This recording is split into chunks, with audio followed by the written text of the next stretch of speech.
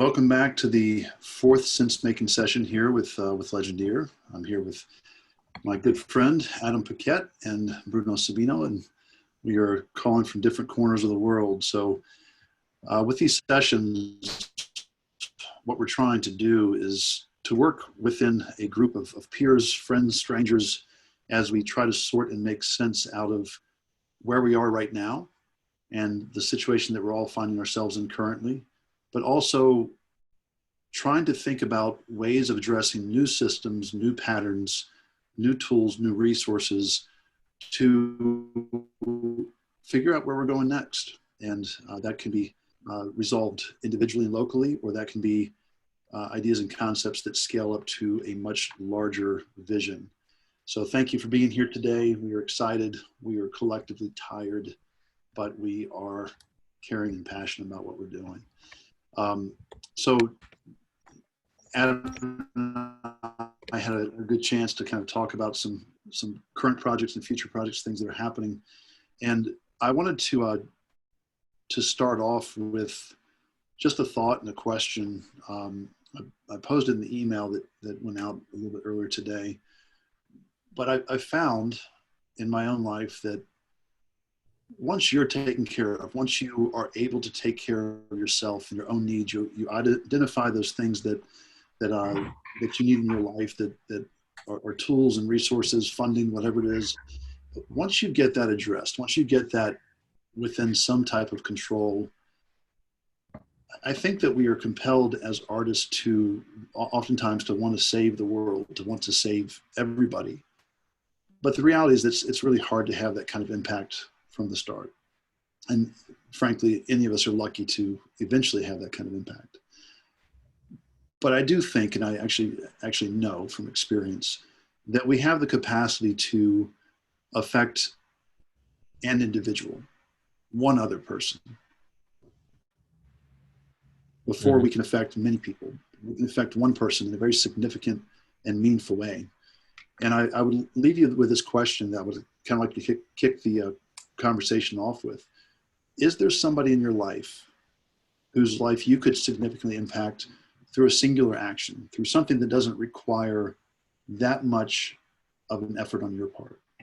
And if you can, if you give that some thought and you think about this, and it could be an old friend from high school, it could be a parent or a sibling or a total stranger, but what is it beyond the action itself that is the most important thing that we can do? What is the substance of that? What's behind it? And I would argue that it comes down to time. That time is the critical ingredient, and it's behind effort, it's behind the things that we make. But as we get into our consideration of time, it's where we choose to spend it that becomes critical. So I'll step back from there, but I would love to have you all think about that today. I'm not sure if we're going to be joined by Shiva or not. I was hoping he'd be able to play a little music for us today at some point. But talk to us a little bit. What's happened in your lives, and as you kind of ponder that question, let's find our way back to some answers there. Steve, what are you up to, buddy?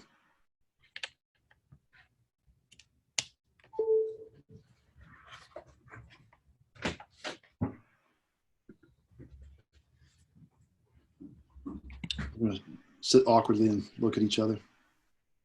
I don't know if he caught that you were addressing him, Sterling. Wait, is that? Yeah, I said, Steve, what are you up to these days, man? You talking to me? That's a great question. Yeah, so the thing I posted in the Discord is something I was reading about yesterday, where there's been like a lot of things in the works in the last, it looks like since like 2006 to like slowly try to dismantle the US postal system. And you can see where privatization goes with like healthcare, and imagine how hard it would be to get libraries funded if they didn't already exist. And there's a lot of things going on with like voter suppression and gerrymandering and stuff. So it's like, I don't know, that that one just like hit home really hard. And I was like, no, like if the USPS is like dismantled, it's like, to me that feels like the beginning of like a very slippery slope in like ways that we don't want to be going. So I wanted to make this poster to raise awareness for it, but I don't want to do it in the context of assigning blame to any parties. I want to keep the cognitive framing with identifying with this person, the postal worker, and like the place that you know and that every kid knows and goes to, and like this whole thing, and make it kind of make it like personal before being like, I mean, they'll find out fast enough that it's like a Republican Party thing that's been happening for a long time. But yeah, so I'm working on the design for that, and I'm trying to figure out what to do with it. My partner is talking about like making postcards, and I was thinking, well, like I need to figure out like what the action item is, because there is something already in the House that passed the House back in February to repeal the issue is that this thing passed in 2006 where they have to all they have to pre-fund and earmark all the pensions for employees and future employees until like 2050, which is like a, literally $1 billion, and that's the only reason that they're like in the red. So it's like it's a manufactured crisis, and yeah, so I guess I don't really know what is done at this point uh in like the lawmaking process. I guess if it's in the Senate, I've read cynically that it's just collecting dust on Mitch McConnell's desk, but I don't know. But if a ton of people can be aware of it, because there's so much stuff going on, and we can make people personally identify with it and think of, oh, what can I do to help? Then give them literally the one thing that they can do to help. I don't know. See Well, see where it let's goes. start off by funding the U.S. Postal Service. Adam, I'm not sure if you heard of this whole thing, but if we all sent postcards and we paid 32 cents each for each postcard, and we just sent them tons of postcards to our congressmen, there's something ironic kind of built into that. Won't save the post office, but yeah, it's a real concern as a necessary service here in the States. I'm not sure those of you who are living in other states, if other countries, if your postal service functions as a basic tool of service to the population, or if it's something that's been privatized already. I can't imagine that it's been privatized. We couldn't afford it, but it's a very real problem. It's very acute at the moment, and I was excited to see that you were actually addressing that, Steve. Adam, I kind of jumped right into a question for Steve. I didn't mean to not address you. I know that you're kind of flat today too, but you had posted some questions kind of up in the forum as well, and you sent out a link to have us all consider. Had a chance to spend some time with that, and very concerning things as they're developing beyond the short term into the long-term systemic function and how we're going to relate to each other moving forward. So I didn't know if you wanted to speak on that or address it, or continue kind of this conversation another way. Yeah, I think that's a really big, complex intersection of topics, and is probably likely to spin the conversation off into something else entirely. And I don't know if I'm currently in the capable state to do that, except that I would say that leads kind of back into your question and this idea of what can I do to help one person.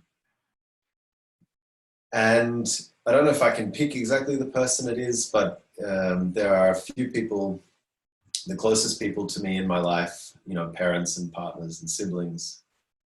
And I've been, my biggest, well, not my biggest struggle, but one of the difficult things for me mentally to hold the last couple of weeks is that I've continued to work a lot, and I'm working on commercial stuff, and I'm working on projects, and it's, you know, it's a full-time regular 5 to 6 day a week workload for me. And then in parallel to that, and in the gaps in between, I'm doing all of this research, and my research is going in a number of directions that are really important to me. And some of those are very conceptual, some of them are very political, some of them are very artistic and related to Legendeer, some of them are in the spiritual domain. And it's hard, like it's really hard to prioritize that, to keep everything in my mind. You know, I've got 70, 80 tabs open. There's articles that I need to read later. There's videos I need to watch later, all of that kind of cognitive load. And if I flip that on its head and I think, you know, what, you know, I've been so busy that I haven't really had time to dedicate to the people close to me. And if I think about, you know, on one hand, I just need to spend time with them, whether that's, you know, cooking with my partner or being on the phone to my mom or whatever that is. But if I think about it in terms of a creative act, like what is it that I can do for someone very close to me in that familial position that has to do with my art and all of these things I'm thinking about, there's an articulation that has to happen. And I think that it's like, I feel really compelled to articulate either through words or through art, I don't know, but to articulate something that helps those people that are close to me understand what's important to me, and also brings those worlds together. So there are some areas that my partner is really interested in, some that my siblings are, some that my parents are, and some that I am. And I feel suddenly like these people are really important, these ideas are really important, but it never was so clear how little those domains cross over. And so I feel a little bit like it's my responsibility to, you know, whether it's like start a blog or write a couple of articles or do a painting that has kind of an explanation behind it and includes these things, I feel like I need to plant that flag around which I can bring members of my family and people close to me together and say, you know, who's interested in this? Do you see how this political thing lines up with this artistic thing, lines up with this spiritual thing? And that was kind of the motivation that was also behind sharing that article in the Legendeer group, which is kind of, you know, there's a set of ideas that have been really important for me, and I've been kind of trying to figure out how to help Legendeer come closer to those ideas, but also the people in that political realm are looking to be more artistic. And there's this kind of deliberation over how to bring those worlds together. And there was a point at which I just kind of needed to choose the right thing to share and plant that flag and be like, right, who's interested in this? And if you're not, no worries at all. But I want to know who are those people around me that I can have that conversation with? And do you see how this lines up with what we talk about in the artistic world? And the response was, you know, someone that was very interested, someone that was, you know, kind of on the other side and had some disagreements with it, and it helped me position. So yeah, that's kind of what I would like to do, I think, on a more personal level, is to just be aware of how little actually the people that are really close to me might know about what's going on in my head, and, you know, to help them have a window into that, and to know whether I can have that conversation with them or not. Yeah, it's really interesting, just in response to that. And, can you name another time in the history of the world where everyone has collectively shared the same experience? Wars, world wars, maybe. Life.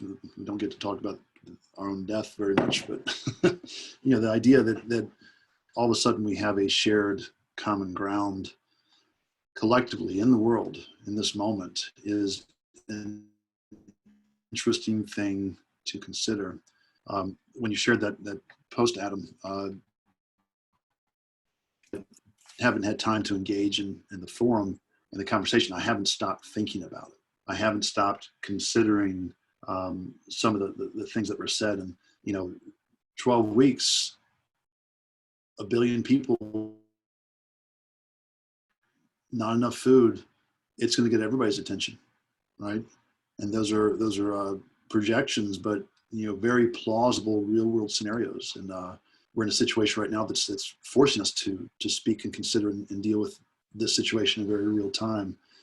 So to that point, Adam, finding a common ground between things, I would say that the thing that's critical in that is that you've asked the question, right? And these things always begin as questions, not as answers. And I certainly found the same thing was true when I was struggling. I was going through, the loss of this art school that I helped build, and something that was kind of taken away, it was taken away from me. And I was like, I got to build my own thing. I've got to build something that's going to align my values, my interests, and my beliefs. And I had to do a hard pause and think about what are those things? What are those things that matter to me in my life? And not topically, but like substantial depth to them, like what matters. And it was in kind of laying them all out on the table, literally, that flattened time and space, I started to see patterns. And, those things, I'm not sure if you've gone through that exercise, Adam. We've talked plenty about our thinking processes and everything else, but it's such a helpful tool for me just to put it all out there, like literally one idea per card, and then start to draw parallels. Because I think that's what creativity really comes down to, right? It's just you're finding connections and nodes and ways to bring them together. So I'll be really curious, like if we can follow up in a conversation, Adam, just to know more about the input and those people in your life. I'm curious too to see what the common denominator is besides just you, right? Yeah, that's. I'm actually going to go back to a piece of software that Dorian Eiton introduced me to. God, I don't know, 12 years ago or something like that. Now, it used to be called Personal Brain, I think, and now it's just called The Brain. And it's a. I don't know if it's. I think it might be cloud-based now, but it's basically like a very complex mind mapping or node mapping software.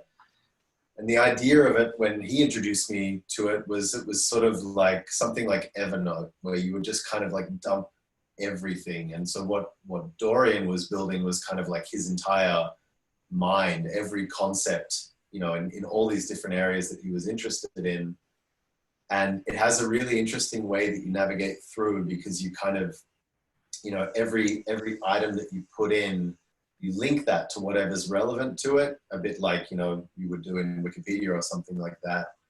But it's kind of in 3 dimensions and floating. And so you can kind of click on an idea and then it will recenter around that and everything that's connected. And then you click on the next one and it recenters around that. And so you can very quickly start to navigate through the space of everything in that you've put in that system. And it's very overwhelming. It was much too much to actually, I tried to put every topic that I was interested in there and it just didn't work. But what I want to go back and use that for is to map out my networks of people, because I want to actually see, who do I have around me in my life? What do I know about them? What are they working on? What are they interested in? What do they know about? And I want to see who knows people. And I want to have a list of people that I want to connect with that I haven't yet, that are kind of like through other people. And I want to know, who do I know that I want to connect with someone else that I know and they haven't met yet. So I want to actually build that map out to be able to see where and through which ideas, which people do I need to connect with each other. So there's something there about visualizing that graph, those edges of your connections, that seems to be really important right now. And I don't know whether that's like, it needs to kind of explode out and to like network out because we need a critical mass of people to get involved, or whether it's more of an organizational thing of really deciding like who's the close network that I need to be devoting my resources to. You know, there's this idea of the Dunbar number, which is this idea of how many direct connections we evolved to kind of hold as a species. And the number is given at around 150. So the idea is that you can only really closely have a relationship with 150 people, and that's kind of the capacity of your mind to hold. And so I find it really interesting, like, how does that number apply to an online network of connections? You know, is that type of connection the equivalent of 1 out of 150, or can it maybe be 300 if they're online only connections where you don't have that level of risk and responsibility and you're just exchanging ideas? And that idea of, you know, okay, who's my offline Dunbar? Who are the people that I have to physically be there for, where I'm considering, you know, food and shelter and human contact and vulnerability? And who's my online Dunbar, where I don't have to worry about that stuff, and it's just the people that I can exchange ideas and work on projects with. And it's not my responsibility to negotiate a lot of those intimate parts of relationships. And that can be an advantage rather than just, you know, a disadvantage of digital communication. So that's what I'm interested in doing, and to just be able to look at that, as you said, you know, put it on the table and see, what does my network actually look like? So let me put this back at you real quick, and I want to talk to some of the other guests here. If that point of connection to this Dunbar model is one person, one group online equals one person, back to the same question: what action can you take to affect one group in a significant way if that point of contact is one person within the group? So our interconnectivity and our ability to connect out exponentially to such large degrees, I don't know that that's a fair question, or if you've even arrived at, like, well, what does one person on the online relationship feel like connected to another group, and are these groups overlapping? But we start to see this this model of contagion that we see in the world with COVID-19 right now, and it just takes one person to infect. It might take one person to find a way to infect them with ideas or concept or inspiration or whatever it is. So I'm curious to see if that is a theory that can be tested and kind of proved out a little bit. Yeah, this is the artistic R As naught, we go forward. right? The Yeah. R0 number. Yeah. Like this was where the discussion, you know, I had this with another group, which was talking about, you know, self-sustaining communities, different models that have been tried for people, you know, buying a property and trying to live in a community of 100 to 150 people. And we were talking about that mix of online, offline, and the model in the end that we got to was like, wouldn't it be great if you had 150 people that could live in a community together in a little village, growing their own food, looking after themselves, and that you had, you know, a doctor, you know, someone responsible for food, someone responsible for education, whatever. You had 150 people with their own areas of responsibility, but each one of those people was connected online to their own 150 in their field. And so you had 150 communities around the world. Each one has one doctor, but there's a community of 150 doctors exchanging information through that network, applying it to each of their local hubs, you know? So there's somehow this kind of idea of like a hybrid of your real relationship and your kind of professional or your skill-based relationship. And that's, for me, that's Legendeer. And that's what I hope to build through this community, is like, you know, gather my 150 or so, you know, maybe it's 50 of them, people in that group that I can start to also get rid of some other connections that maybe are too ineffective. Like they're just not, they don't have that bond, that strong bond.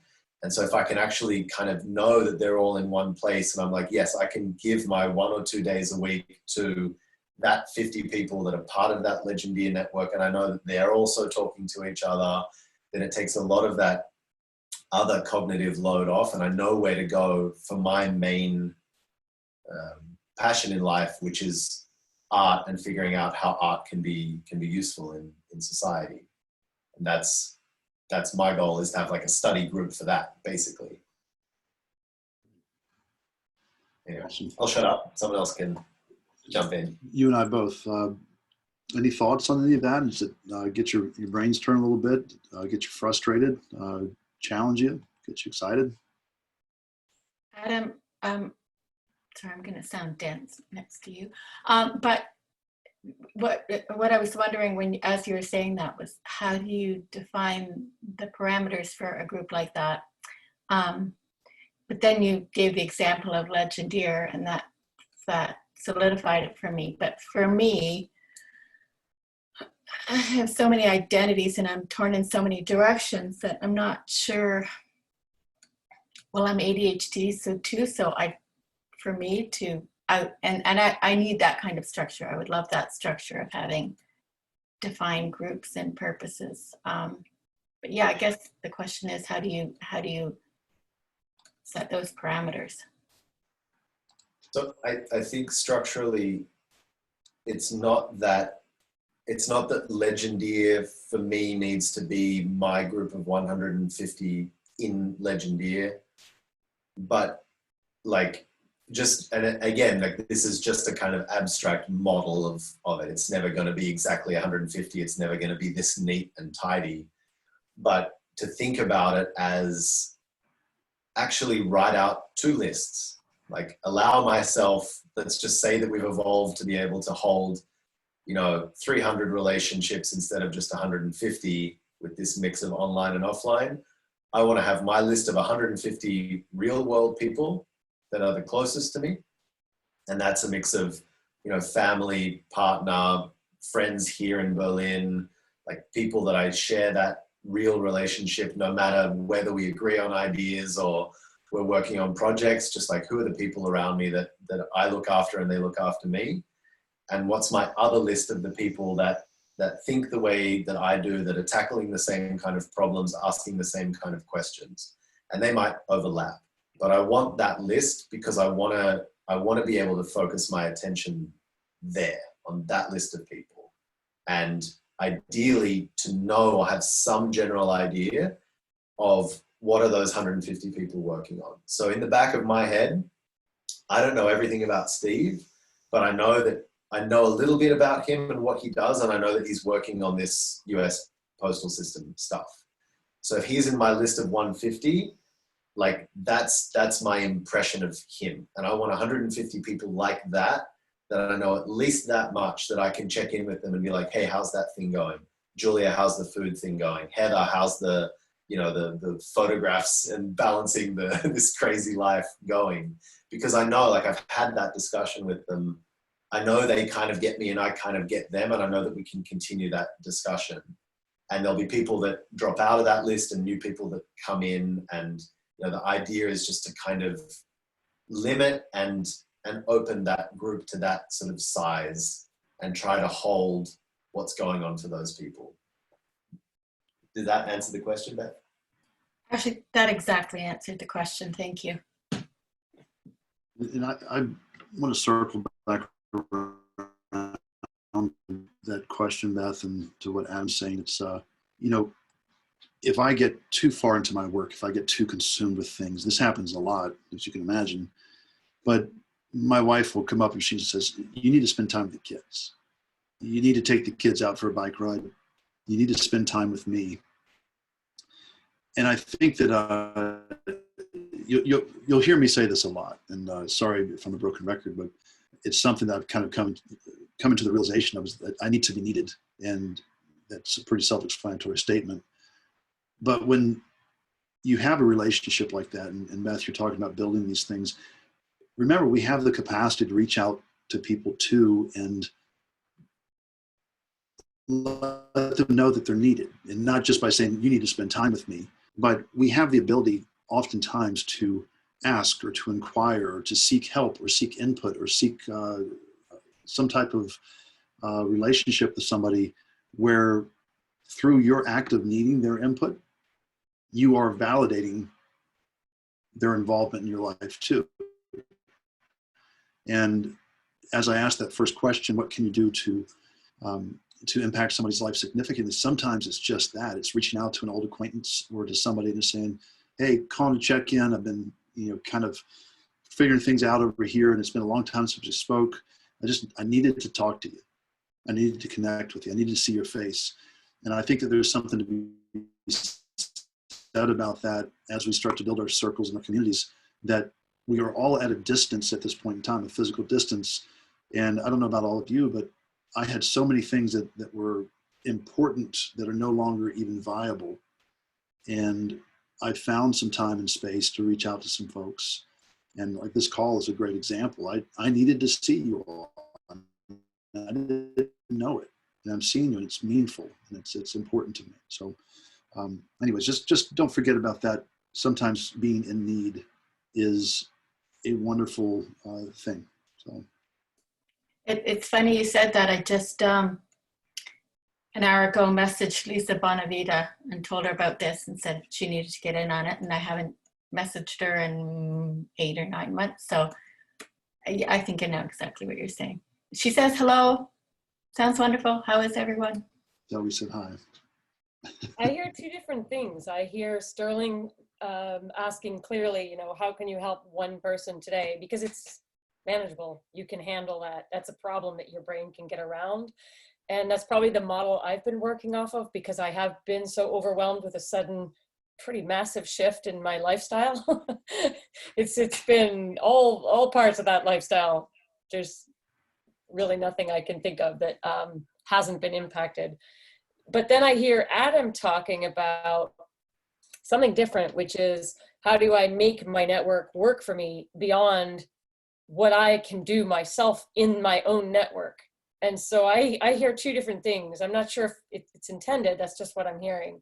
So if you say, I have 150 people that I know enough of, that I know I can point someone there, and then I can set 2 people off in another direction that I don't necessarily need to be involved in, but something meaningful can happen over there. So I see 2 problems. And for me, the first one's working right now because of the shift. I'm pretty good at pivoting, but I think there's always a lot of churn in that for me. I've had to pivot so often. I think most of us on this call probably would say that, but it doesn't come without a certain amount of head problems. So while I can do it, I have to go through my process to get there. What I'm working towards is hopefully something Adam's talking about, which is, how do I expand my reach and make my network work for me? And I think I can get there once I get my own self straight. I've just been a lot slower than I thought getting on top of this task list. And then I started to realize, like, I was just working all the time and not even that effectively. So I started breaking it down to, who can I help today? Like, what is one thing I can do? Can I send an artist funding to do something? Yes, I can do that. Not a lot of funding, but it'll be something for them. They can eat, something. And then can I drop some food off for somebody that had COVID and I wasn't sure if the family was getting fed?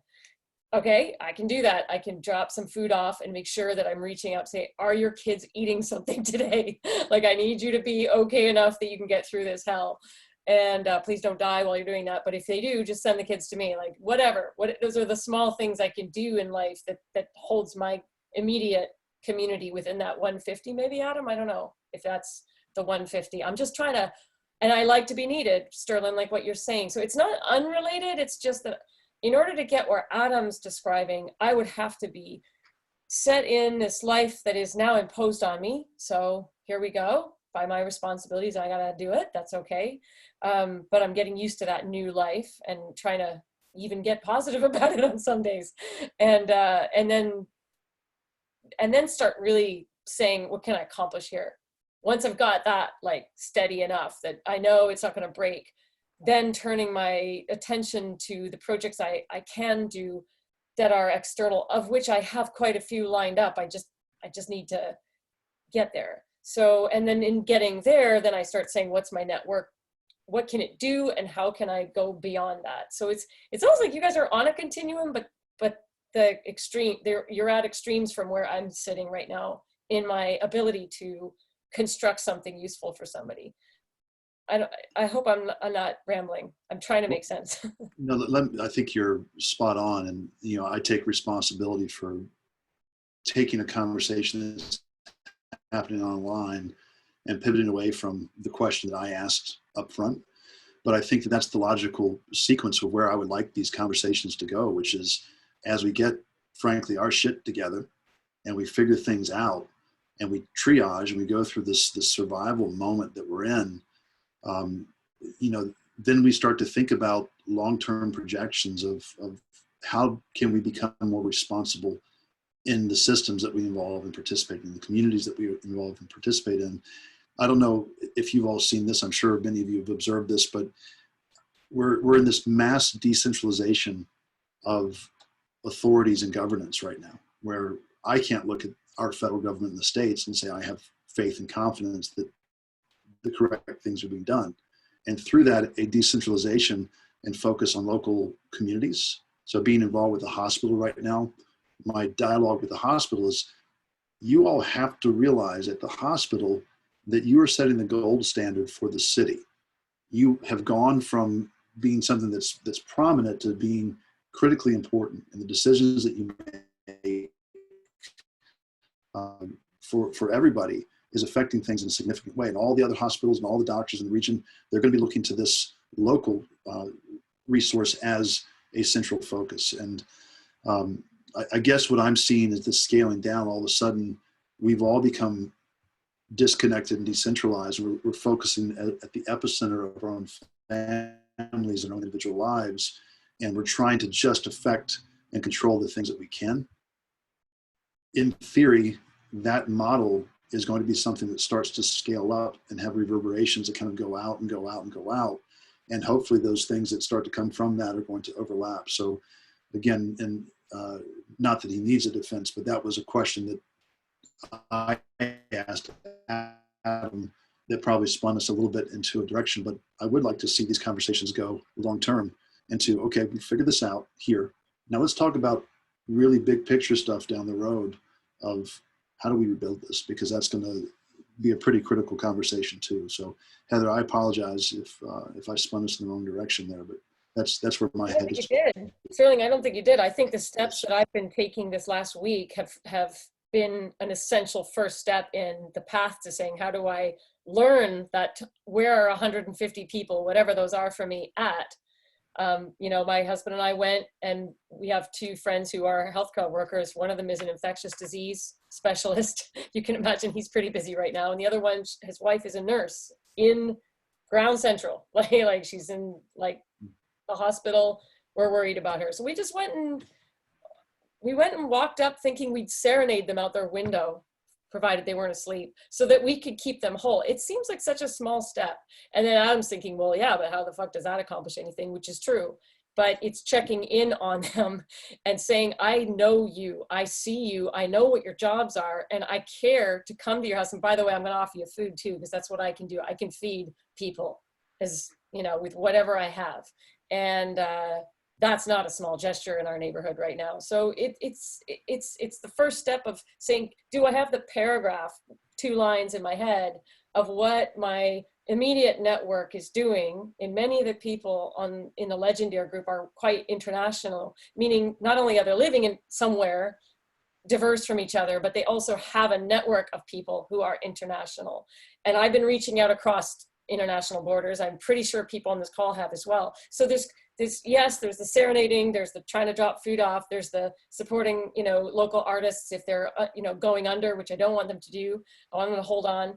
And as I'm doing that, I'm getting the 1 or 2 liners that build up Adam's list of, let me know enough about you to know that I can connect you with somebody later on a bigger goal. So I think it's related. I don't think you took us off at all. If my statements back are taking us off, that's a problem. But it's the first step in making sure, have I got my network? Are they whole enough? Is my family whole? What are you working on? How are you doing?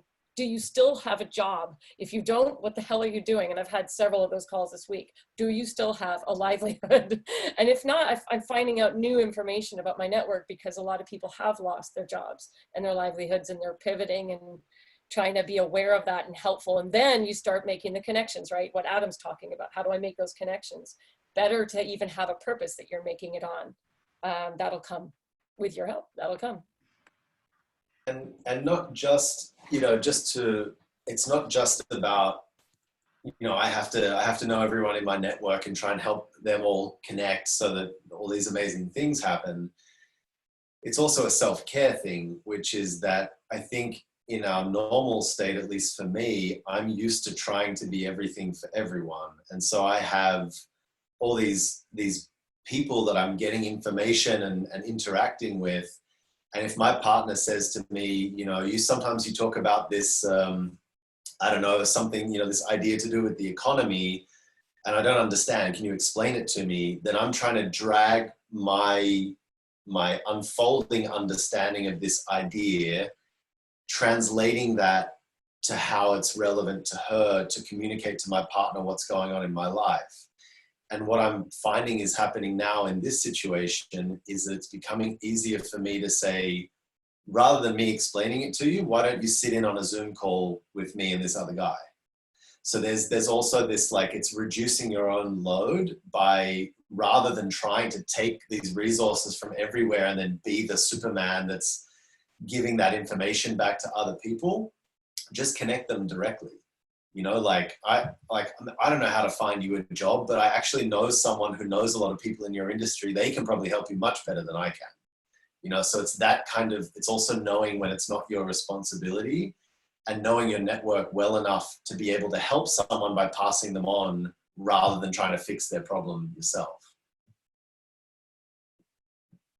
And not just resources, but also personalities. Like, I'm way too anxious for you to actually make you feel better. Like, talking to me is probably going to make you more anxious.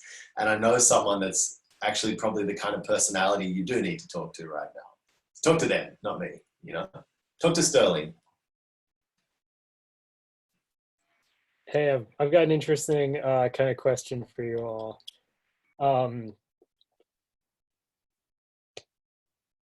Adam, Sterling, and Heather, I think you all might have slightly different answers to this, if anything. But something I was thinking about, and I'll make the backstory for it short. In my position, we were like, my manager had left, and I sort of had an idea of like how the team should grow and evolve, and like who we should hire, and like why, and capabilities that we're missing. But the thing is, like, I didn't really have any idea how to think about that or how to notate that. Like, I've seen presentations from people in like very high level positions at my company thinking about like capabilities and developing like archetypes for that and how that all meshes together. But I realized that like that was like a skill that like I have this feeling of kind of how things should fit together in my head, but no toolbox of how to put that together and communicate it. So that was something that I was interested in when I was trying to find like a mentor or a sponsor in my company. I was like, put me with somebody in, like, I don't want to be with a designer. I'm like, put me with somebody in operations. Like, give me the tools that I like don't have. So I'm interested if anyone here has any experience or tools, physical or mental or whatever, about like this kind of thing.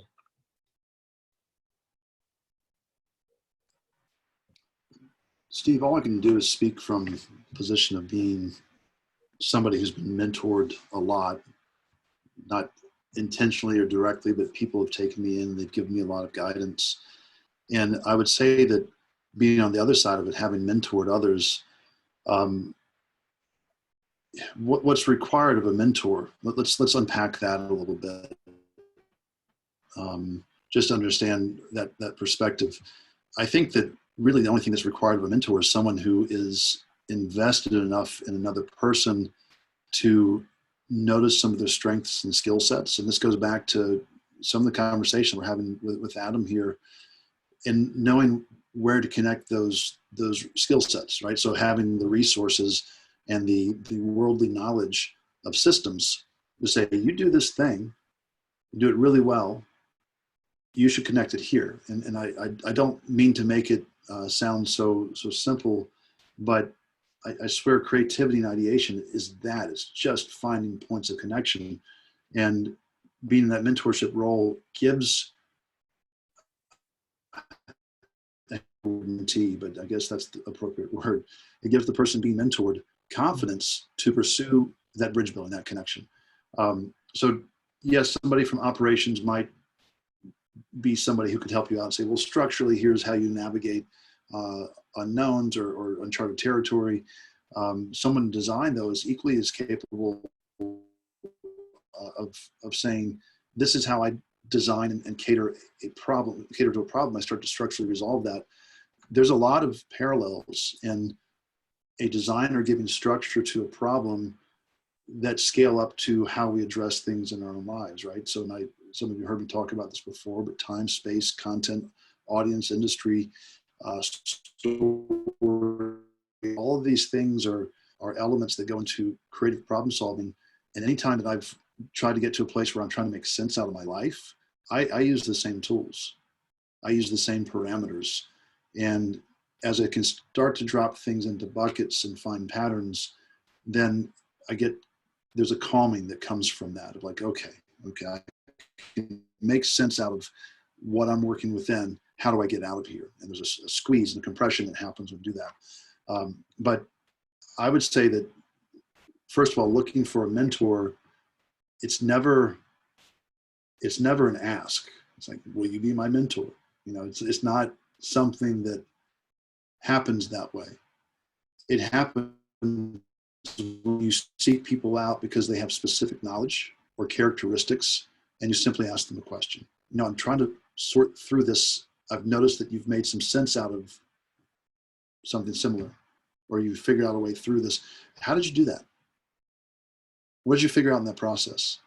And getting to a place where you know that you can ask somebody questions, and then mentorships just evolve where people start to offer you insight because you've opened up that door to them to say, again, I need information, I need something, and you're a person who has it. So I know that it seems like I'm folding things deliberately back into my first question, but equally to what can you do to impact someone else's life? There are other people out in the world who are saying the same thing. How could I impact somebody else's life? All of a sudden they've got somebody like yourself that approaches them and says, I need something. And it sets people with compassion and empathy onto a course to help. And I think that's a really critical thing to know and understand. Steve, can I ask just for some clarification of your question? Because I realized hearing Sterling speak that I was like, whoa, I totally heard you differently. I want to make sure I didn't misunderstand. Were you just asking like about how we use our tools and limitations every day, or the way that we have found new tools to adapt to our new limitations? I was kind of, yeah, I know my question was a little roundabout. I was kind of looking for specific things, like Adam was talking about the mind mapping software, and mind mapping is definitely a tool for like establishing relationships. But like, I was curious if anybody had any tools for, I guess, doing that, but for like organizations, like systems of people doing specific tasks and how that all functions together. Steve, one more time, are you asking for that, or are you asking for a method, a way that people get business units funded? And how does that happen? Meaning, how do you find out if there's budget? How do you find out how you solve a critical problem in a business so that you can get some traction? And then how do you find the sponsors to do that. I'm struggling to figure out what you're looking for. Or are you like more abstract concepts? Like, how are you just using tools to keep yourself mentally stable? These are all great. These are all great questions and great things. Is your brain hurting yet, Steve? No, I guess like does anyone have any resources for organizational design, like design of organizational structures of people doing tasks in a systematic way? Does this mean for product development? So I'm going to assume that you know stuff like Trello. Yes. Is that the kind of thing that you're talking about, like methodologies of how people can actually collaborate? Have you ever seen like an org chart of how like the structure, like the reporting structure of like a corporate entity? No, not at that scale. No. I'm kind of thinking about like something about like that. I mean, they're like what you could use for like smaller groups of people. Like, sorry, as a fly. Like Adam, when you were talking about like the villages with like 150 people, and then like those outside connections, like how would you map and annotate that in-person group of 150 people and think about like the roles, the responsibilities to overlap, the interaction of the systems?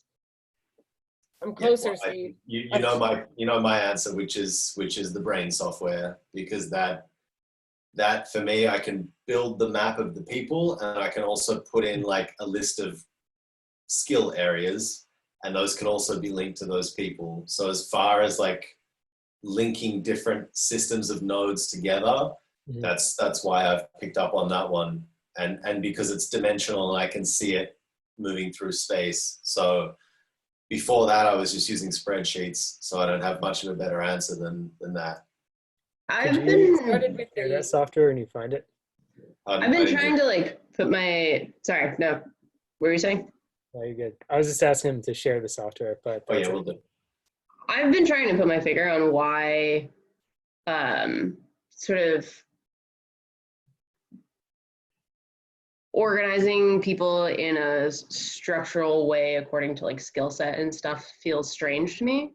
And I understand that it's for like it's being resourceful, it's being communicative. I understand the organizational aspect of it, but a lot of like mentorships that I've felt from people and a lot of the best creative inspiration that I've had or the best conversations that I've had have been ones that I couldn't have anticipated, and people who I didn't expect to be a resource for me have become a resource just through conversation. So I feel like boiling somebody down to a skill set or by like compartmentalizing people based on their abilities or based on their experiences or based on their knowledge isn't as productive as it I don't know. Not that it isn't productive, but it's like I feel like just in talking to people who have a different like subheading that you wouldn't expect to extract something useful from is like the most valuable, because it's not something that it's like, oh, well, I know how to use this software, I can coach you with this. It's more of like they have these different experiences and it's helping you look at something differently. And like, even though it doesn't look that way on paper, it can actually end up being that way. I've gotten a ton of artistic advice from teachers or engineers or plumbers, you know, like they have to think creatively in ways that I don't have to. And so it's been, I don't know, like a productive conversation in a way that I didn't expect. And so it's not like seeking out a conversation with another creative because they can help me with my creative endeavors. It's of just being open and curious and being willing to listen to anyone. Steve, do you know what the objective is of the team that that you have in mind, or like area, division? I'm not sure what to call it. No, at the moment it's all theoretical. But you have an I'm idea not in looking mind. for any. You have an idea in mind of an area and a problem they're going to go solve. No? I don't. I was just sort of asking very, very broadly, not in terms of solving a specific problem. Got it. So, Steve, there's a lot of So, people out there, and I don't want to hyper focus on the question and trying to get to the granular level of that. But I think to Heather's point, you know, you've got to frame the intention first and frame the project and the question at first. And what I've found with anything I've built, whether it's been something that I've done individually and I've sought support from the community, or if I've built it internally at the university or a program or whatever it is, it always comes from a real clear understanding of what the motivation is, like a real of that, even before necessarily the need. For instance, if I'm at the hospital right now and I identify a need that somebody has within the experience that I share with them, it still doesn't mean that I'm motivated to solve that problem, right? I might say, well, there's a problem here, we could address it, and I could present that to somebody and carry it forward. The draw to even want to be motivator that serves as a catalyst for seeking the problem in the first place, to give it framing, then I know that I'm going to have the drive and the connection to kind of see it through. So I would kick that back to you. If you can say specifically next time we talk, or even offline, a specific thing that you're trying to solve for a specific reason, it becomes so much easier to compile a team and get people excited about what you're doing, to start to give structure to solving that problem. And the inherent structure starts to present itself, and people, you can seek people out very deliberately because they have different skill sets than you. Just to kind of give an example of the way that Adam and I work together, we have some real parallels and some interests, but we function very differently. And that's to our collective strength. And anytime you start a business and you start a project, oftentimes it's not that you're looking for people who are like-minded, but you're looking for people who employ who are completely unique from you. So I would say that if you can give that some structure and form, that you'll be able to ask a more poignant question. And then we can say, well, then you should use this tool and connect to this person and this person. But I find this quite a bit in teaching, where students will come with abstracts and it's like, sketch it for me, draw it for me, explain it to me, write it down. Otherwise, we're just talking and it's shapeless. And so the example I would use is like someone coming and saying, I want to write a book. Say, well, why do you want to write a book? Well, I would like to have written a book, but why? What's the book about? For what market?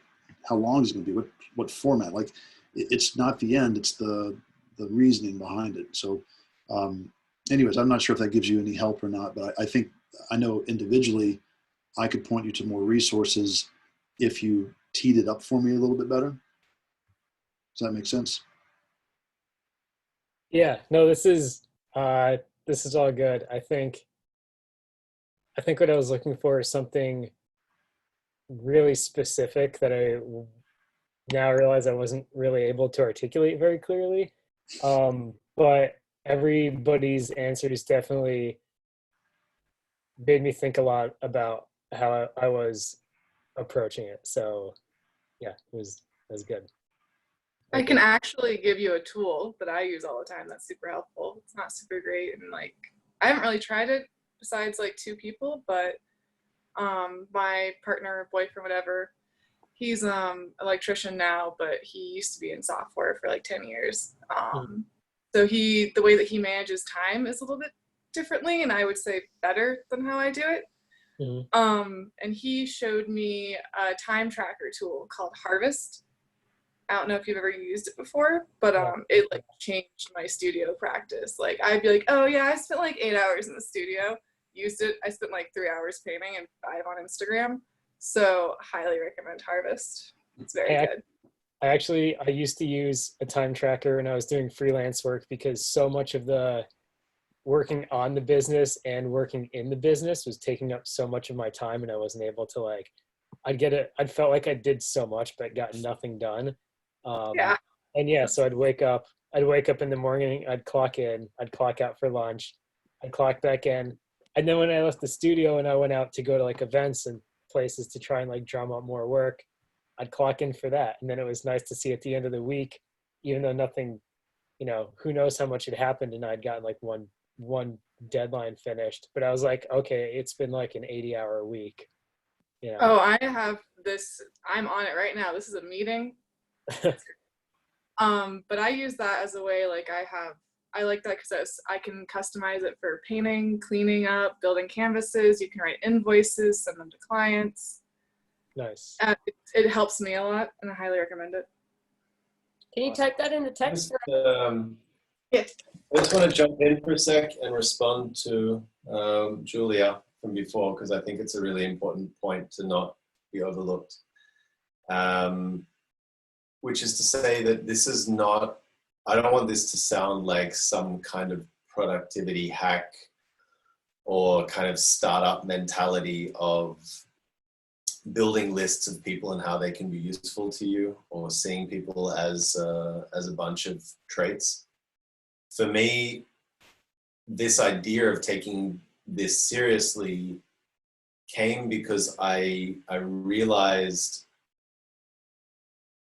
bad attention habits, which is to say that the serendipity thing of like finding meaningful connection in surprising places is actually my default mode. So the way that I like to live involves a lot of that already. I spend a lot of time out, and I do a lot of, if I can, I do work in cafes and things like that, and spend a lot of time intentionally kind of being in public. And so I get a lot of interaction with surprising people in other industries. And, I'm drawing at a bar and I meet someone who's an engineer that's traveled from another city and they're interested, and we have that conversation. Or I travel to meet an artist and I have a very personal talk with them that has nothing to do with the skill that I thought I was going there for. So that stuff for me was kind of covered. And what I found was missing was two things. One, on the kind of personal circles of people, is that I tended to actually not give a lot of time consciously to the people closest to me unless they were asking for my attention.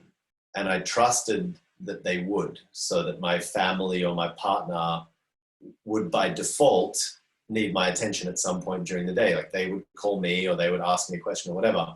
But if they didn't, I would actually fall out of contact with the people that I was actually closest to.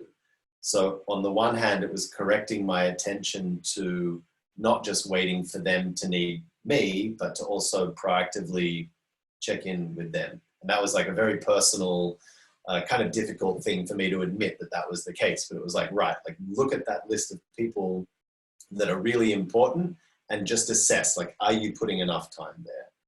And then the other thing, and just on the creative side of it, was actually like, yeah, I'm putting all of my time into serendipitous interactions or into a community like Legendeer. Like I was putting a lot of my energy into a pretty big remote community and like kind of tackling one little thing at a time. And I have some really serious shit that I want to get on with. Like I want to get projects done and I want to ask and answer some questions. And so that other list was more like, I'm neglecting the need for me to build a real team that can actually get some work done. And I'm spending my time scattered on 500 different people, responding to one email or one conversation at a time. And it's spreading my energy too thin. And I actually, for myself and for the work that needs to get done, I need to actually build a team.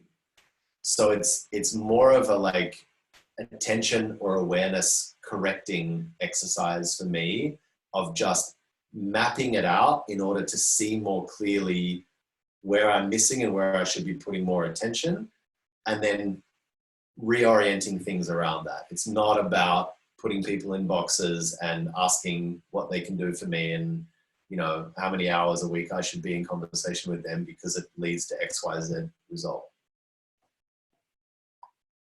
I was Wilson was leaving there. So Adam, to that point and everything we're talking about, again, I'm going to bring it back to this opening conversation. And even Heather, what you said, you're going out, you're saying, well, I want to impact somebody, one person today, like just that empowerment of that.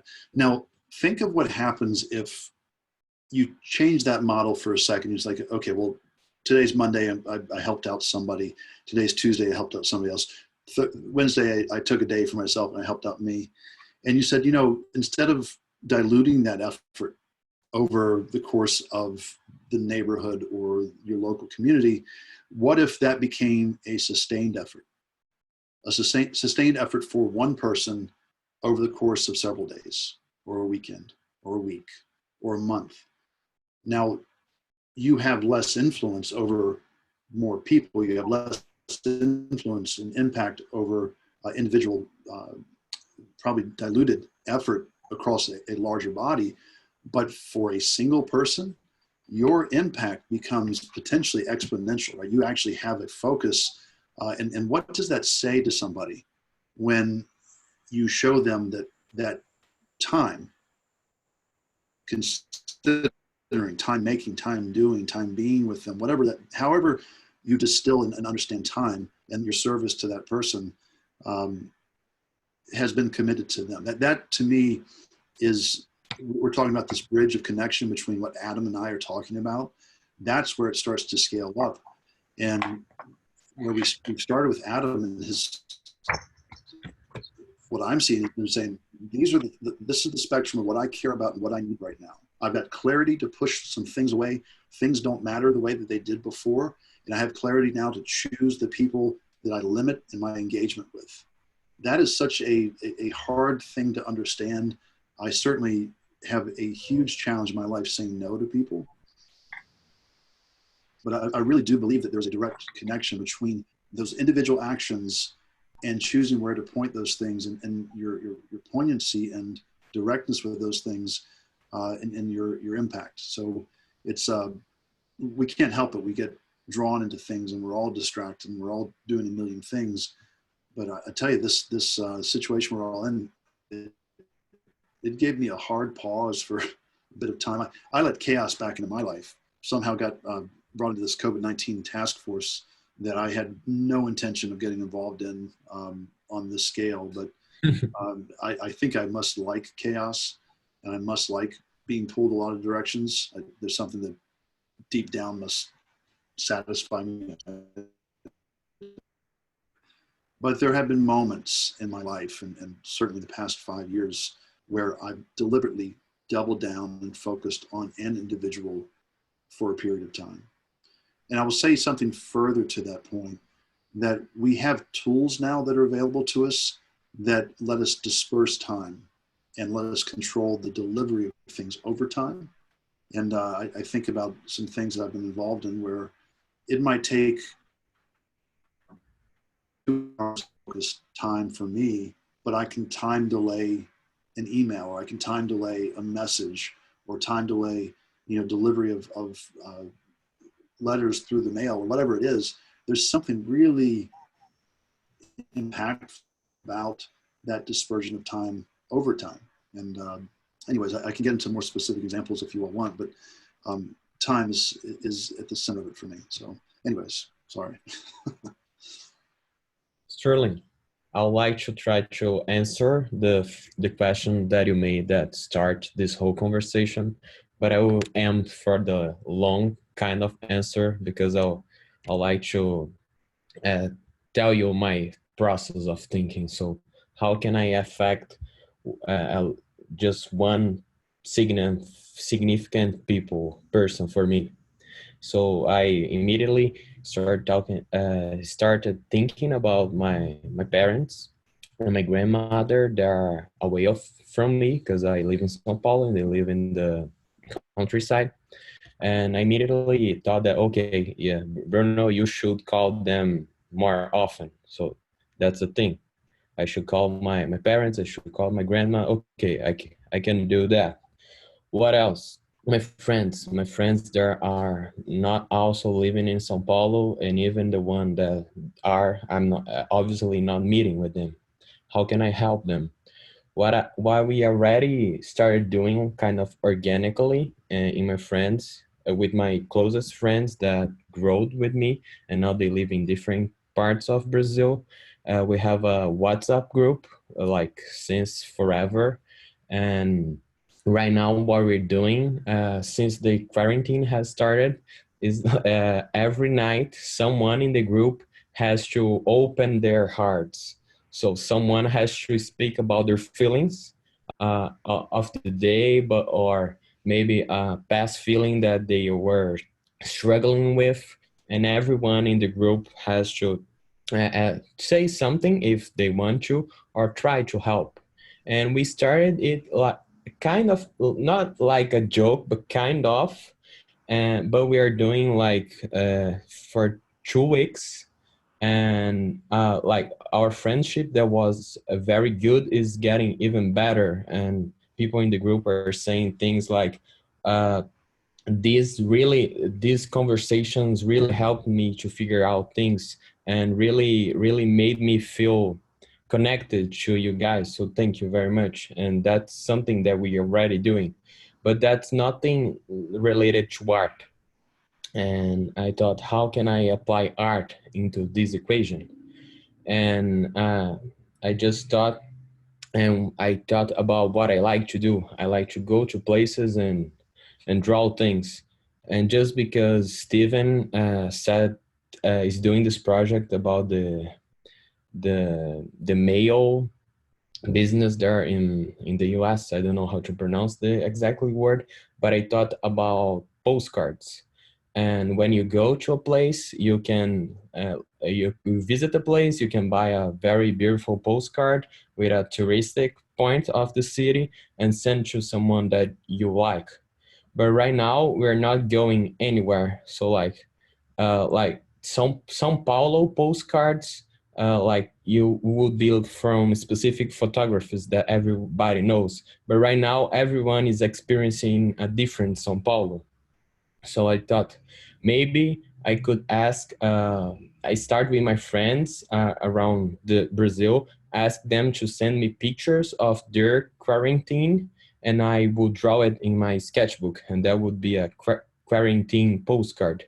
But I further thought about it, and that would be nice, but that wouldn't be what I wanted to do, because I would be looking at a screen and drawing, and then I really like to look at real things. So I'll be doing not exactly something that I would like to do. So I scaled it down to myself again, and okay, what if I send postcards for people that are special to me, and about my quarantine, like my São Paulo. So uh, I activated my other camera here. I don't know if you can see it. I can see. And while we were talking, like I made this drawing yesterday. I sent the Discord group. I was cooking at the time. I don't know if it is. Can you see that? Yes. So I was cooking. That's my kitchen. And while we were talking, I just like made the upper page. Here is writing in Portuguese like quarantine postcards, and I just made a postcard layout, fake fake layout. I wrote my to dad and mom, their address, the date. I'll just write something when the meet end, and I'll take a picture and I'll send to them. And for me, like it's just like long answer to your question. Was my idea of how can I affect one or two people that I really like with my art. Like it's a postcard, it's my quarantine postcard, and like I've been here in my quarantine and I remember you.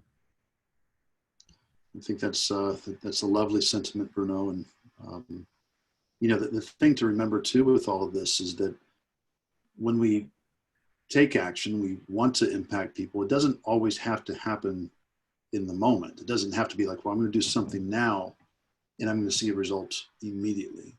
There are things that we can do now that allow people to, you know, if we're talking about 3 months, 4 months, 6 months down the road, and we're finally out of this quarantine, and you said, you know what, I made this for you while I was in quarantine, and now I can send it to you. There's also value in that, right? This time stamping and when things happen. So just give some consideration to that, Bruno. I think that's fantastic, man. Great example. And certainly your music, your saxophone playing is something that's, you know, dealing with the pervasive nature of music, of kind of finding its way out. But drawing and painting and photography, these things are oftentimes such a singular act and shared intimately, that they're powerful tools. So thank you for sharing that, Bruno. I've got to step out. My daughter's down here, speaking of spending time and impacting people. She held up a sign that said, it's 6:15. Are we going to ride bikes? So I'm going to step out and I'm going to go spend time with them and ride a bike. So I want to thank you all for being here. You're welcome to continue the conversation. I'll leave this room open. I always enjoy seeing faces of friends and people I deeply care about. And yeah, give it some thought this week. I'd love to see how you kind of process this question, if it's meaningful to you. I'll pose it again. How can you significantly impact one other person in your life, whether it's now or into the future, with the time, the way that you choose to spend your time in this moment? Y'all take care. Please be safe. And again, continue the conversation without me, but I got to step out. See y'all. Have a nice ride. See you, Sterling. Oh, great demo the other day. Ah, there he goes. Thank you, Steve. Appreciate it, man. Ah, there he is.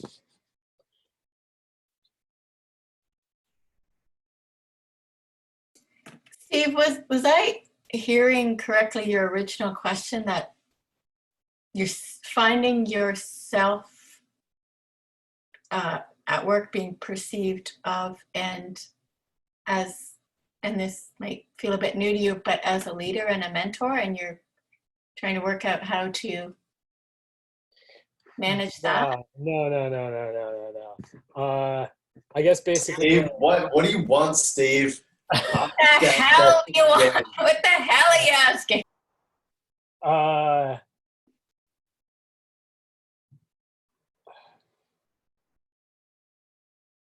I'm sorry, I didn't mean to bring it back. I'm trying to think of the best way I can put this.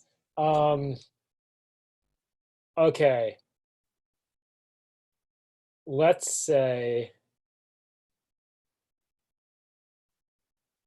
Well, I'll just say like exactly what the situation is. So like, we're trying to build out this capability at work to do like design for like augmented reality stuff, right? And I have an idea of how like these teams can be structured because they have a lot of dependencies and we need a lot of capabilities, like technical capabilities that we don't already have. But I don't know how to think about and abstract like those roles and where they overlap, and then to convey that to somebody else to have a shared understanding of an organizational structure, if that makes sense. Everything is illuminated. Yeah, that helped. Thank you.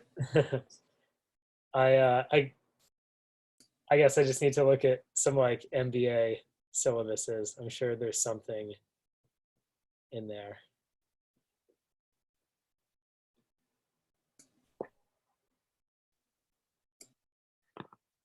But that's it. Yeah.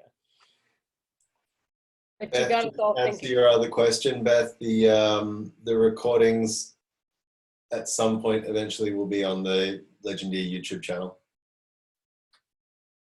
edit it heavily for anyone who lost their shit on the call. basically. So I didn't realize that there was a Legendeer YouTube Yeah, channel. there's nothing on it right now. So Sterling has to get me the original files, which Oh, are, okay. you know, some gigabytes, and then we have to get that uploaded. Okay. And I think we'd rather do it, you know, in a batch of maybe 4 to 6 or something like that, rather than one at a time. Okay, great. I just thought maybe I was oblivious, No. missing something. Okay, great. Thank you. Are you gonna like bleep out? I haven't flagged anything as like, you know, crucially bleep worthy yet, but I'll have a quick look over it. I feel like there should be a blooper reel that's just nothing but bleeps. Oh. Just like Steve's, you know, inscrutable questions. Yeah, let me ask a question. Just beep beep beep, and then another beep beep. What do you think about that?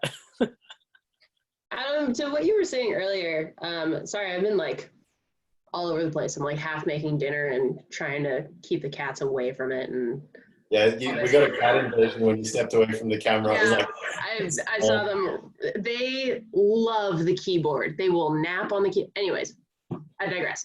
I wasn't at all insinuating that you were boiling people down to like a flow chart. I think it was more of the application to like a corporate setting, like an office setting, of what like Steve was saying as far as not working with another designer to come up with something new, but a designer working with operations to come up with something new. It's like, if you're a designer and you're looking for different ways of problem solving, just like be curious to what anybody has to say.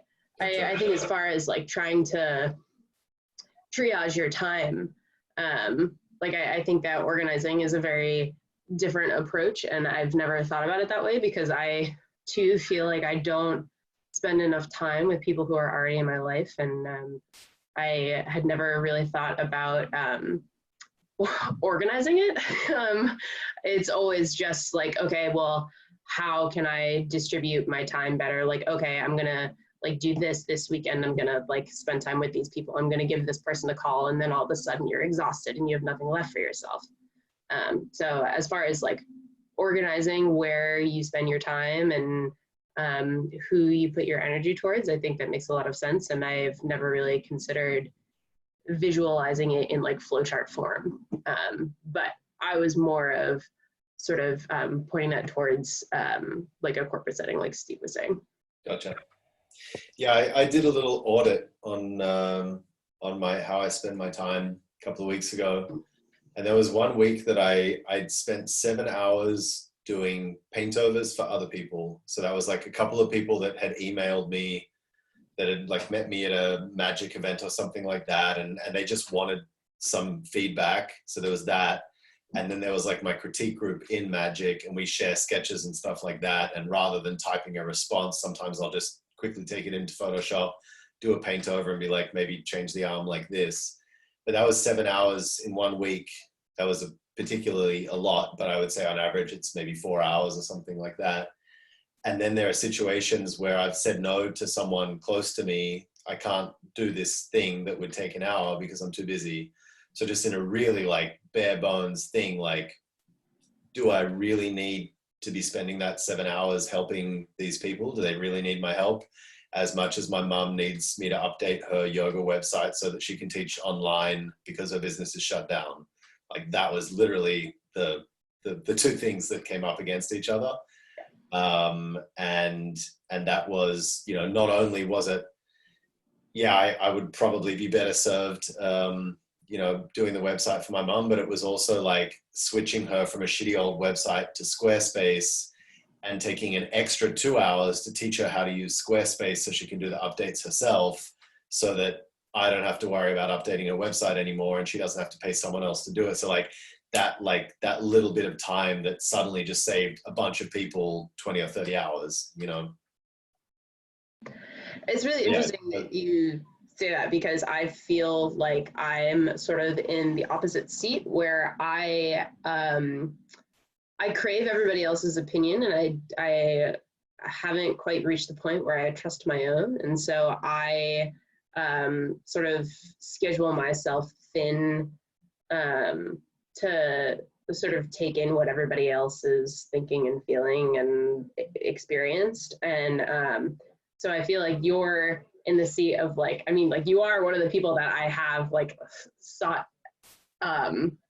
advice for, and it's I sort of distract myself by asking way too many opinions that I forget my own. And so when it actually comes time for me to sit down and spend time on myself or what I'm working on, I'm distracted by like 20 different things that are floating in my head because I asked 20 different people. And so it's sort of like, I don't know, I guess it's just a different seat. I found myself having to do a little bit of a hard look too on people in my life, and I'm gonna sound like a total jerk, but I've had to just not cut people off, but just decide that I'm not gonna put time into certain people right now. They're just, time sucks, and it doesn't mean that they're not nice people. I told you I was gonna sound like a jerk. It's just that what they need I can't give or isn't available from anybody. And I was trying to help so many people. God, Adam, I didn't even track it. I can't even think about what that would have looked like if I tracked it. And there are just some people I'm just letting swim on their own right now, and it'll be okay one way or another. So there's a little bit of that going on right now. There are just some people who I could really help, and I'd like to help because I know I can have an impact on their lives or provide something that will be useful. And then there are some people who just really, I don't know how to help. I don't know what's going to work for them. So it's been a bit harsh, actually. Sometimes I feel pretty bad about it, but then I get too tired and I don't have time. So it's fine. But I think in looking at, your networks or where you spend your time, being careful about those people that will just take and take and take. And I don't know about you guys, but I can't afford that right now. So it's part of the culling, I guess.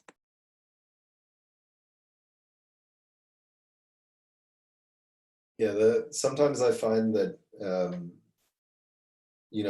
being in the art bubble and spending a lot of time talking to people that do speak my language, that also tends to be a bit of a time sink, and it's kind of like a lot of retreading the same old ground, and I don't know, just like navel gazing our way into kind of arty chit chat shit. And the most productive relationships for me, outside of very personal ones, have been me with other artists or people in my kind of position working on a problem that neither of us has expertise in.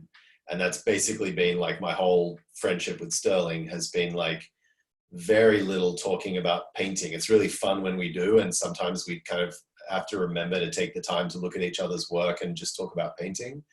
But most of the time it's like two artists trying to figure out how the fuck you run an event. Like how do you get insurance? How do we get, wilderness guide, like all of that stuff that we just have no idea about. Building organization systems, how do we do time tracking, how do we get grants, like all the stuff that we're navigating at the moment. And that's fun because it's like you're both problem solving together, and rather than just talking about what you know or trying to go out of your way to meet someone that's in a really different field, you're with someone who you can relate to, and you're bringing in these other people from other fields. So we're bringing in someone that understands grant writing. We're bringing in people like Martin that understand wilderness guides and safety and all that kind of stuff. And it's like those kind of triangular relationships where you can cross-reference with the other person that shares your language, how you both understand that third point of contact is a really valuable way to learn. Because what I would get out of, my questions to Martin directly would be my own psycho trip in what I'm interested in. But when it's me and Sterling needing something very specific from that relationship, it's a very different dynamic. So maybe it's again, really, sorry, what were you saying? No, go for it. Again, it's just really interesting that you say all of that, because I feel like I find myself in opposite situations where I am rarely surrounded by just artists. Like my partner is a social worker. A lot of my friends are engineers and or they're bakers or butchers or whatever. And so I rarely get to talk about art. And it's really funny that this is like the group of artists that I talk to, and I feel like we're still not really talking about that. We're talking about these very large, like macro centric like abstract concepts. And so I talk a lot about like politics and humanities and things that I only know based off of my own experiences.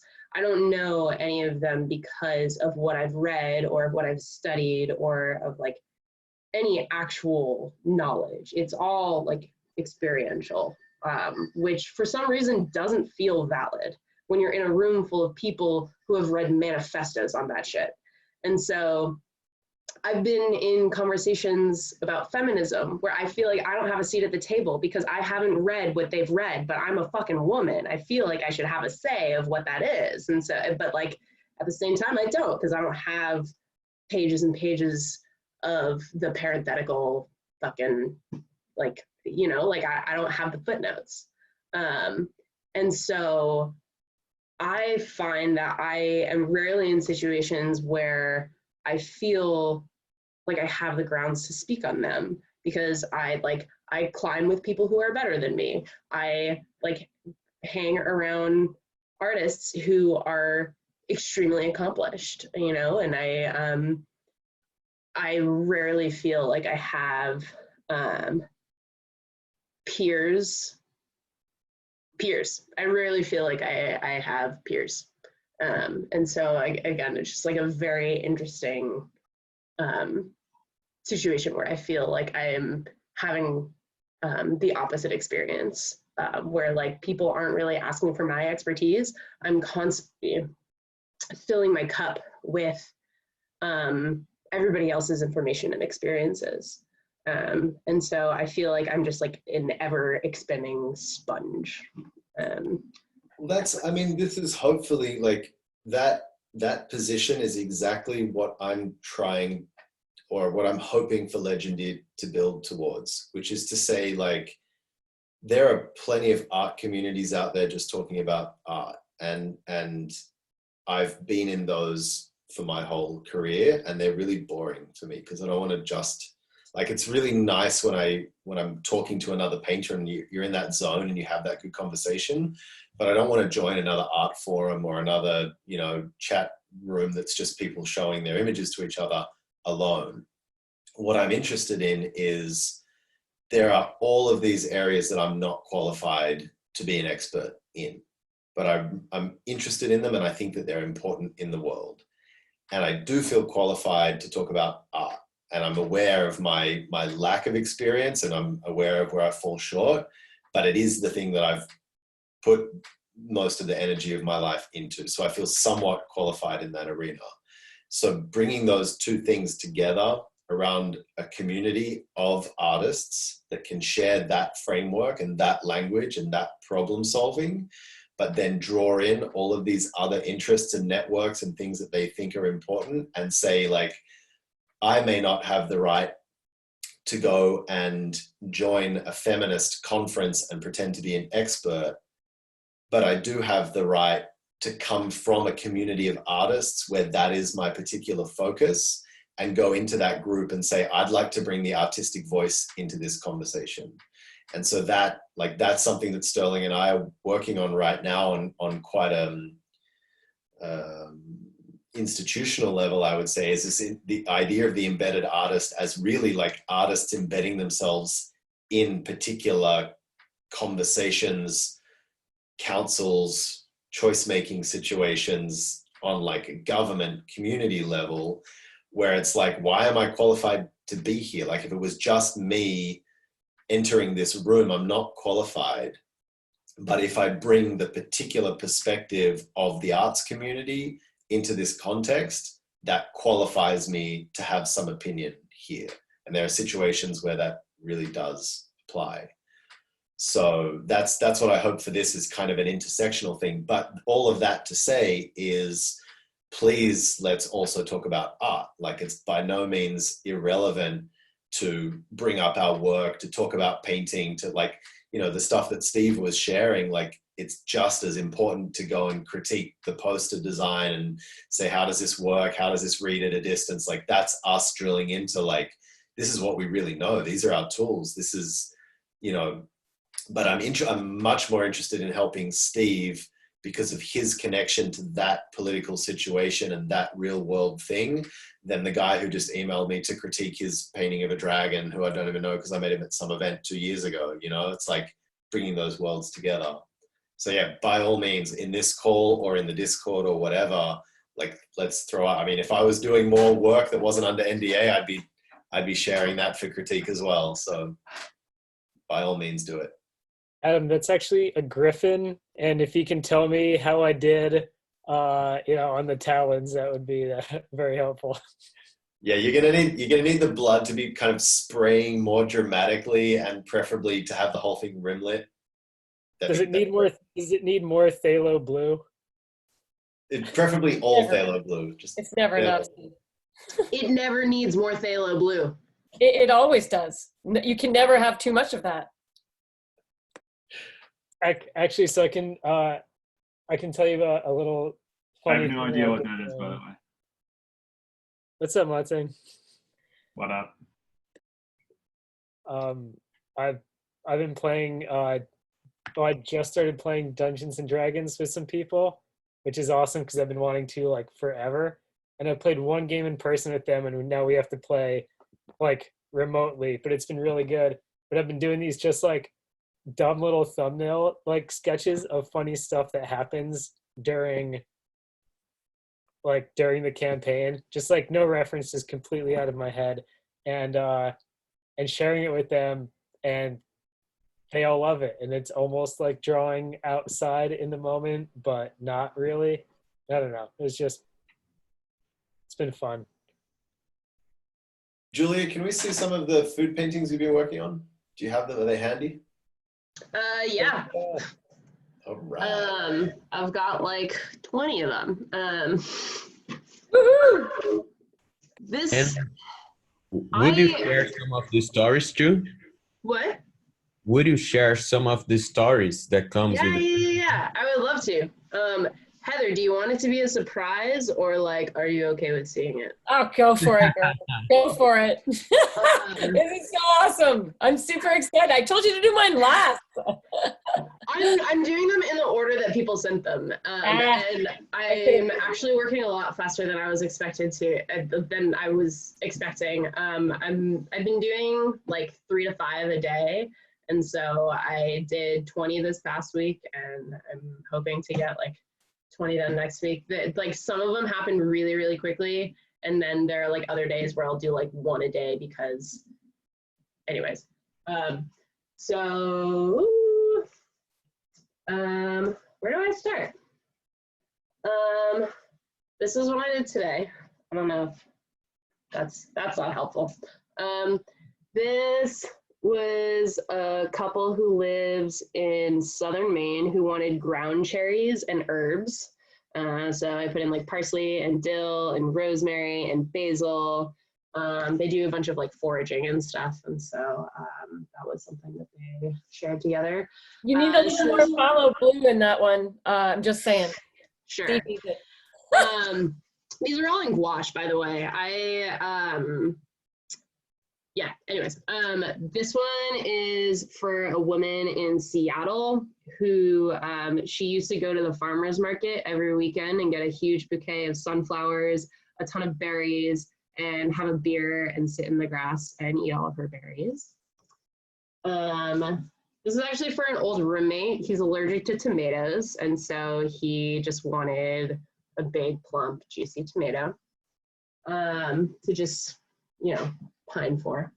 A charcuterie board and a bottle of wine, bunch of cheeses and pâtés and stuff. Bloody Mary and fried chicken sandwich is for a woman in the Netherlands who is from America, but she like misses American food so much, and so she requested that. I just say this is really excruciating for me to watch at 1 o'clock in the morning. Like I really shouldn't be getting this hungry right now. I forgot there was a time difference. You must be exhausted. I got an email from a woman that I used to babysit for, and the kids that I used to babysit for are now 15 and 17, and it's their birthday this month, and she wanted me to do 2 different birthday cakes for them. And I remember them as little children, so I did a little fire truck birthday cake and a little shark birthday cake. There was one woman that just wanted little like fried chicken, specifically salt and vinegar fried chicken. Heather sent me a very beautiful story about when she had fire roasted sardines. It was this Rocks. Yes. it was this I like want to read it to you guys. It was a very beautifully crafted email that I have read many times. You can read it to them. I give you full permission. It has a couple of swear words in it. Adam will have to beep out in the video. I'll put it in the chat. This is for a friend of mine that I went to Japan with. His name is Ryan, and they have this like little package like Ryan toast. So that's like the little bear. A bottle of gin, some soju from when we were in Korea, some really bad movies, and a beer with a lot of head. That's an inside joke. Somebody wanted a salad, and so I put a bunch of like heirloom tomatoes and a bunch of different stuff there. And a girl I used to row with, at the end of every regatta, we would have apple and brie sandwiches and fudge brownies, and she was missing that from when we were in high school. And a girl from a restaurant I used to work with, she wanted a dozen oysters, a lobster roll, and a bottle of bubbles. There's a woman who used to live in France who misses having brioche, a cup of tea, and a baguette. There's a girl who, she has a friend who is quarantined by herself in Chicago, and they used to live in Boston together. And every weekend they would go and get nachos and margaritas, and she was really sad because she didn't know when they were going to do that next. And so it was a big thing of nachos and margarita. And yeah, so that's that. These are great. Thank you so much for sharing that. Thanks. Yeah, it's been really fun. I mean, like I spend as much or as little time as I want to. I put in that it's donation based. It's all sliding scale. It's not based on who paid what. It's just like, it takes as long as it takes for me to be okay with sending it to somebody and having it mean something to them, and like me feeling okay with it being a level of finish that I can represent that memory for them. When are you going to send it? So this is like the first wave. I'm in the process of writing all of the notes, because some of them are like memories that people sent me that are for somebody else, and some of them, like the girl who wanted the oysters in a bottle of bubbles, she just said she wanted oysters in a bottle of bubbles, but that's a very specific bottle of bubbles. So like I was taking it as like, if I were her server, what bottle would I give her? And so I've been taking the time to write in each of the notes of like why specifically I gave them those things. And so like the woman who's in Chicago by herself, who's missing out on the nachos and the margarita, like I gave her a specific kind of margarita because it's from this place that I remember and blah, blah, blah. And so like I'm trying to sort of almost connect myself to their memories and put myself in that as well. And so Julia, yeah. not to be too cynical, but if Steve's not successful with the United States Postal Service, you may need to get some of these in before, I think I just saw the date was September. So if you're sending notes to people who are expecting them, Get it done. They're going out of business. Yeah, this first 20 is going in the mail by this Friday, I hope, and then so the paintings that I finished this week will be in the mail by next Friday. So there's sort of like a 2-week turnaround is what it's sort of coming out to. Steve, work harder. Very cool. I have to run, guys. Thank you, and really, it's it's becoming a really beautiful thing to have these check-ins every Monday. So, thank you. Have a Thanks, great day. Adam. Good to see you. See you, Adam. Bye, y'all. See everybody.